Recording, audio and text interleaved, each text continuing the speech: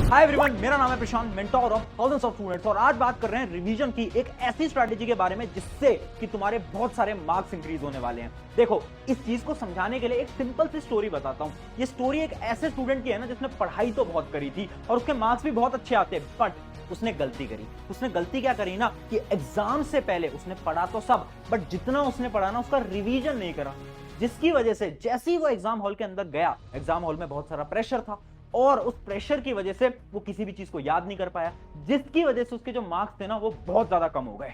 उस स्टूडेंट से मैंने बाद में बात करी और मैंने उससे पूछा कि यार रिवीजन का इतना टाइम था फिर भी तूने आखिर रिवीजन क्यों नहीं करा। तो उसने पता क्या बताया, उसने बताई 3 प्रॉब्लम्स, और ये 3 प्रॉब्लम्स तुम्हारी भी हो सकती हैं। रिवीजन करते टाइम सबसे बड़ी जो प्रॉब्लम आती है ना वो आती है कि टाइम ही नहीं है। बहुत सारे ऐसे स्टूडेंट्स हैं जो कि ये बोलते हैं सिलेबस ही खत्म नहीं हो पा रहा है, रिवीजन करने का टाइम कहां निकल पाएगा। तो मैंने उस स्टूडेंट को बोला, देख आज स्टूडेंट टाइम निकाल के दिखाता हूं। दूसरी प्रॉब्लम कि भैया नींद भी बहुत ज्यादा आती है, कि जैसे रिवीजन करने जाते हैं पता नहीं क्या होने लगता है। वैसे तो पूरे दिन भर नींद नहीं आ रही है, पर रिवाइज करते टाइम अजीब सी नींद आने लगती है ना, और मन करता है कि अभी तो जाकर सो जाते हैं। और तीसरी सबसे बड़ी प्रॉब्लम, रिवीजन करने का तरीका। उस स्टूडेंट को यही नहीं पता था कि रिवीजन नोट्स को वापस पढ़ने से नहीं होता, रिवीजन करने का एक पूरा प्रोसेस होता है। अब तुम मुझे बताओ, क्या इन तीनों प्रॉब्लम को तुम भी फेस करते हो? अगर करते हो तो कमेंट के अंदर एक बार यस लिख देना, अगर नहीं करते तो कमेंट के अंदर नो लिख देना। अगर तुम्हारी इनमें से एक भी प्रॉब्लम है ना तो आज उसके सॉल्यूशन मिलने वाले हैं। एक एक करके सारी प्रॉब्लम को डिस्कस करते हैं। सबसे पहले तुम्हारी सबसे बड़ी जो प्रॉब्लम है ना कि रिवीजन करते टाइम नींद बहुत आती है, रिवीजन तो बहुत ज्यादा बोरिंग है, तो इसके लिए एक हैक देता हूं। 3 प्रकार के अपने हैक हैं, जिसके अंदर सबसे पहला आपका हैक है द वैदिक हैक। वैदिक साइंस क्या बोलती है, ध्यान से समझने की कोशिश करना। बहुत साल पहले जब वेद लिखे गए थे ना, उस टाइम की जो शिक्षा थी ना, जो स्टडीज होती थी वो बहुत डिफरेंट होती थी। वहां पर एक कॉन्सेप्ट को यूज किया जाता था और उस कॉन्सेप्ट का नाम था श्रुति और स्मृति।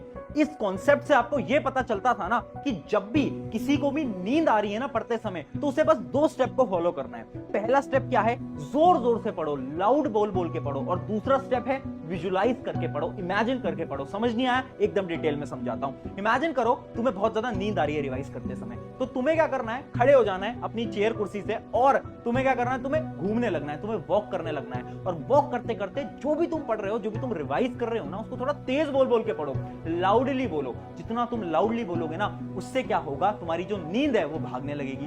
दूसरा स्टेप तुम्हें क्या फॉलो करना है, दूसरा स्टेप होता है चीजों को विजुलाइज करना। जो भी तुम पढ़ रहे हो ना उसकी इमेज बनाना स्टार्ट करो, सोचना, इमेजिन करना स्टार्ट करो कि अच्छा ये है, ये हुआ था। किसी भी सब्जेक्ट के लिए तुम कर सकते हो। विजुअलाइजेशन जो होता है वो बहुत इंपॉर्टेंट होता है, उससे आपकी नींद ऑटोमेटिकली भागने लगती है। और अब शॉकिंग तुम्हें एक फैक्ट बताता हूं कि साइंस में कुछ समय पहले एक रिसर्च करी गई और उस रिसर्च ने बताया ये जो कॉन्सेप्ट होता है ना श्रुति और स्मृति का, वो एकदम साइंटिफिकली प्रूवन कॉन्सेप्ट है। क्योंकि आपका जो ब्रेन है ना वो कैसे वर्क करता है, जब भी आप तेज तेज लाउडली बोल के पढ़ते हो ना तो ऑटोमेटिकली आपकी नींद जो है वो भागने लगती है। तो यानी ये जो कॉन्सेप्ट है वो भी साइंटिफिकली प्रूवन है, आप ट्राई कर सकते हो अगर आपको रिवाइज करते समय बहुत ज्यादा नींद आती है तो। अब सेकंड स्टेप की तरफ बढ़ते हैं। अगला स्टेप क्या है, अगले स्टेप का नाम है ऑडियो टेक्निक। देखो, एक ना रिसर्च कंडक्ट करी गई थी और उस रिसर्च से हमें यह पता चला कि एक इंसान अगर किसी भी चीज को अपनी आवाज के अंदर सुनेगा ना तो उसे वो चीज 50% से ज्यादा याद रहेगी। यानी इमेजिन करो मुझे एक साइंस का कॉन्सेप्ट पढ़ना है, उस कॉन्सेप्ट को अगर मुझे कोई और समझाएगा ना तो शायद वो कॉन्सेप्ट मैं भूल सकता हूं, बट अगर उस कॉन्सेप्ट को मैं अपनी आवाज में खुद को समझाऊंगा ना तो उस कॉन्सेप्ट को मैं कभी नहीं भूल पाऊंगा। बहुत शॉकिंग रिसर्च है, बट आखिर तुम्हारे कैसे काम आएगी, तुम्हारे भी ये रिसर्च काम आ सकती है by the help of audio technique. यानी अब से तुम्हें क्या करना है, स्पेशली वो जो तुम्हारे थ्योरी वाले सब्जेक्ट होते हैं ना जिसमें बहुत सारी चीजें होती हैं और तुम्हें कुछ भी याद नहीं रहता, उसके लिए तुम एक हैक को फॉलो करो। हमेशा जब भी पढ़ रहे हो ना तो एक मोबाइल फोन लेके बैठो, रिकॉर्डिंग को ऑन करो और जो भी तुम बोल रहे हो ना उसको रिकॉर्ड कर लो। एक बार में अपने पूरे चैप्टर को रिकॉर्ड कर लो। अब एग्जाम की रात से पहले तुम्हें क्या करना है, ईयरफोन लगाने हैं और अपनी ही रिकॉर्डिंग को सुन लेना है।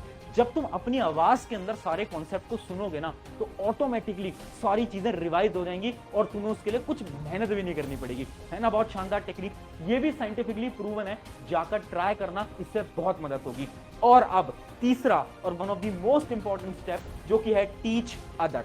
देखो, ये एक ऐसा कॉमन स्टेप है ना जो कि मैं बोलता हूं 101% वर्किंग है। इसके ऊपर भी एक स्टडी की गई थी, उस स्टडी से ये पता चला, बेसिकली उस स्टडी के अंदर क्या किया गया था, 2 प्रकार के स्टूडेंट को लिया गया।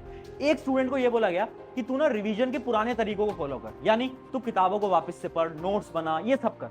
और दूसरे स्टूडेंट को ये बोला गया कि तू एक नए तरीके को फॉलो कर, तू ना किसी और को पढ़ा, कहीं पर जा और किसी और को पढ़ा, उससे रिवीजन कर। अब जब इसका रिजल्ट आया ना तो शॉकिंगली वो जो स्टूडेंट था ना जिसने किसी और को पढ़ाया, उसके पास मेमोरी रिटेंशन ज्यादा थी, यानी उसकी मेमोरी के अंदर सारी चीजें स्टोर हो चुकी थी, वो भी लॉन्ग टर्म मेमोरी के अंदर। जबकि वो जो दूसरा पहला आपका स्टूडेंट था ना जो कि बेसिक तरीकों से रिवाइज कर रहा था, उसके पास कोई भी चीज स्टोर्ड नहीं थी, यानी उसका ब्रेन खाली हो गया था। तो ये जो टेक्निक है ना बहुत ज्यादा हेल्पफुल है। जब भी रिवाइज करना है अपने दोस्तों को जाओ और उन्हें कोई भी चीज पढ़ा दो। अगर तुम्हारे दोस्त नहीं है खुद को पढ़ा दो, किताब को बंद करो और खुद को पढ़ा दो वो सारी चीज। अगर तुम इतना कर दोगे ना रिवीजन बहुत आसान हो जाएगा और रिवीजन करने में कभी भी नींद नहीं आएगी। बट ये 3 टेक्निक तो समझ आ गई, सवाल अब भी वही है रिवीजन करते कैसे हैं, रिवीजन करने का सही तरीका क्या है और रिवीजन के लिए टाइम कैसे निकालें। तो उसके लिए एक टेक्निक मैं आपको बताता हूं। बेसिकली रिवीजन होते हैं 2 प्रकार के। पहला टाइप का रिवीजन होता है शॉर्ट टर्म रिवीजन और दूसरे टाइप का रिवीजन होता है लॉन्ग टर्म रिवीजन। अभी हम बात कर रहे हैं शॉर्ट टर्म रिवीजन के बारे में।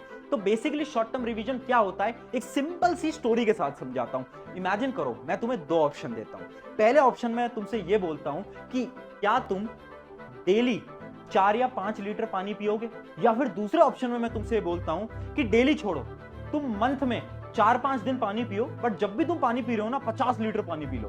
क्या है पॉसिबल? तुम बोलोगे ये कैसी बेवकूफ वाली बात है, ऐसे तो पॉसिबल ही नहीं है, हम डेली पानी पियेंगे ऑब्वियस सी बात है, नहीं तो हम मर जाएंगे। ऐसा थोड़ी ना महीने के लास्ट में जाकर एक साथ ही तो सारा पानी पी लेंगे और तुम जिंदा रह सकते हो, पॉसिबल ही नहीं है, राइट? बट जब ये बात पढ़ाई में आती है और मैं तुमसे ये बोलता हूं कि रिवीजन डेली करना, तो तुम बोलोगे टाइम ही नहीं है, एग्जाम से पहले करेंगे, वर्क नहीं करेगा। जैसे पानी तुम्हारे लिए डेली जरूरी है वैसे ही रिवीजन भी हर रोज जरूरी होता है तुम्हारे लिए। तुम्हें सिर्फ 10 मिनट का समय निकालना है और यही हमारा पहला स्टेप है जिसका नाम है the 10 minute rule. The 10 minute rule क्या बोलता है? आपको रिवीजन करने के लिए केवल और केवल 10 मिनट निकालने हैं, ज्यादा समय नहीं, केवल 10 मिनट। करना क्या है, इमेजिन करो तुम किसी भी लेक्चर को देख रहे हो, तुम्हारे टीचर ने कुछ पढ़ाया, तुमने नोट्स बनाए हैं। अब उन नोट्स को सिर्फ 10 मिनट के अंदर फटाफट से रिवाइज करो। जब भी तुमने पढ़ा उसी टाइम पे रिवाइज करना है। उससे क्या होगा, information already short term memory में थी, तुमने एक बार और रिवाइज करा तो वो लॉन्ग टर्म मेमोरी में उसी समय पर चली जाएगी। तो तुम्हें क्या करना है, तुम्हें बेसिकली 10 मिनट रूल को फॉलो करना है। उसके साथ साथ अगला स्टेप क्या है, अंडरलाइन कीवर्ड। तुम्हें क्या करना है, जितने भी इंपॉर्टेंट पॉइंट्स है ना उनको अंडरलाइन करते चलना है। क्यों चलना है वो आगे मैं बताऊंगा। तुम जितने भी इंपॉर्टेंट पॉइंट्स अपने नोट्स के अंदर साथ साथ में अंडरलाइन करते चलना। और तुम्हें रिवाइज कैसे करना है, जैसा मैं बता चुका हूं, एक मेथड होता है एक्टिव रिकॉल। एक्टिव रिकॉल क्या बोलता है, नोट्स उठाओ, रीड करो, नोट्स बंद करो, आंखों को बंद करो और सोचो तुमने क्या क्या पढ़ा है। बस अगर तुम इतना कर लोगे, शॉर्ट टर्म रिवीजन जो तुम्हारा पूरा प्रोसेस है ना वो खत्म हो जाएगा। इस रिवीजन से आपकी क्या मदद हुई, आपको डेली का काम एक तो आपने डेली रिवाइज कर लिया और आपकी शॉर्ट टर्म मेमोरी से लॉन्ग टर्म मेमोरी के अंदर सारी की सारी इंफॉर्मेशन प्रोसेस हो गई है। बट इसमें कमिटमेंट तुम्हें देनी पड़ेगी कि ये काम तुम्हें हर रोज करना पड़ेगा। ऐसा पॉसिबल नहीं है कि तुम सोच रहे हो एग्जाम से एक रात पहले सारी चीजों को वापस से रिवाइज करो, नहीं, तुम्हें हर रोज बस 10 मिनट देने हैं। अगर ये 10 मिनट दे दिए ना, मैं सच बता रहा हूं एग्जाम के अंदर नंबर बहुत अच्छे आ जाएंगे, ट्रस्ट मी, करना है इसको, ठीक है? ये हो गया शॉर्ट टर्म रिवीजन। अब लॉन्ग टर्म रिवीजन क्या होता है और लॉन्ग टर्म रिवीजन करना कब होता है? तो बेसिकली ये लॉन्ग टर्म रिवीजन हमें करना होता है हमारे एग्जाम से पहले।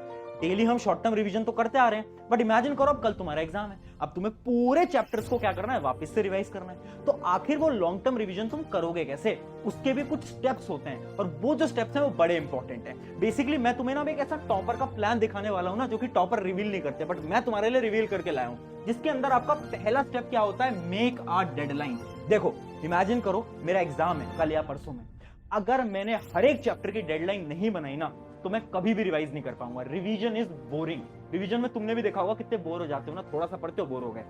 क्या है सोल्यूशन, डेडलाइन बनाओ। चैप्टर नंबर 1 2 बजे तक करना है, चैप्टर नंबर 3 4 बजे तक करना है, चैप्टर नंबर 4 8 बजे तक करना है। हर एक चैप्टर की डेडलाइन होनी चाहिए, अगर नहीं होगी नहीं कर पाओगे। लॉन्ग टर्म रिवीजन का पहला स्टेप एक डेडलाइन बना ली सारे चैप्टर्स की। अगला स्टेप क्या है, रीड अंडरलाइन कीवर्ड, यानी वो शब्द जो कि तुमने अंडरलाइन करे थे। याद करो मैंने पिछले शॉर्ट टर्म रिवीजन के अंदर बताया था कि कुछ कुछ शब्द को ना अंडरलाइन कर लो जो कि तुम्हें इंपॉर्टेंट लग रहा है। अच्छा ये वाला टॉपिक इंपॉर्टेंट है, ये इंपॉर्टेंट है, उन सारे इंपॉर्टेंट चीजों को पढ़ो। सब कुछ नहीं पढ़ना है, वापस पूरे नोट्स को नहीं पढ़ना है, बस जो चीजें अंडरलाइन करी हैं उनको पढ़ना है। टाइम बहुत बचेगा, सिर्फ एक चैप्टर के लिए तुम्हें 15 से 20 मिनट लगेंगे। उसके बाद तुम्हें क्या करना है, अब टॉपर्स ये बोलते हैं रिवीजन करने का तरीका होता है क्वेश्चन प्रैक्टिस। तुम्हें क्या करना है, बहुत सारे क्वेश्चंस लगाने हैं, उस चैप्टर के 15-20 सवाल लगा लो। और एक मेथड होता है स्पॉटलाइट मेथड। वो स्पॉटलाइट मेथड क्या बोलता है, ध्यान से समझना। कुछ क्वेश्चन ऐसे होंगे जो कि तुमसे नहीं हो पाए होंगे, उनको तुम रेड कलर से मार्क कर लो, ठीक है। कुछ क्वेश्चन ऐसे होंगे जो कि तुमसे हो गए होंगे, उनको तुम ग्रीन कलर से मार्क कर लो। और कुछ क्वेश्चन ऐसे भी होंगे जो कि तुमसे हो तो गए हैं बट उसमें बहुत ज्यादा तुम्हें सोचना पड़ा है, टाइम लगा है, उसको तुम येलो कलर से मार्क कर लो। अब तुम्हें क्या करना है, जितने भी तुम्हारे रेड कलर वाले मार्क्ड क्वेश्चन है वो तुम देखो और तुम ये सोचो कि किस किस टॉपिक के क्वेश्चन है। जैसे कि मान लो 4 क्वेश्चन 15 में से तुम नहीं कर पाए, वो तुम्हारे रेड कलर के क्वेश्चन है। अब तुम सोचो कि ये किस टॉपिक के हैं। एक चैप्टर में बहुत सारे टॉपिक होते हैं, किस टॉपिक के क्वेश्चन है जो कि तुमसे नहीं हो पाए, उन टॉपिक को ढूंढो। अच्छा, ये वाला टॉपिक, ये वाला टॉपिक, ये वाला टॉपिक, ये वाला टॉपिक। अब तुम्हें पूरे चैप्टर को वापस नहीं पढ़ना है, तुम्हें केवल और केवल वो 3-4 टॉपिक पढ़ने हैं जिसके क्वेश्चन तुमसे नहीं हो पाए। इससे क्या हुआ, इससे तुम्हारा टाइम बच गया, तुम्हें अपने वीक टॉपिक्स पता चल गए और उन वीक टॉपिक्स को तुमने जाकर क्या कर लिया, पढ़ लिया।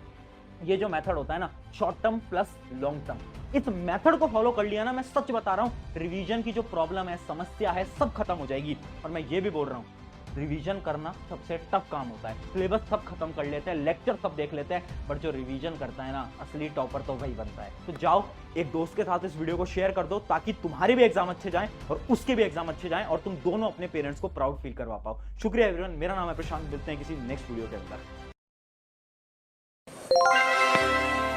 तो इस साल का PW NSAT आ गया है, इंडिया का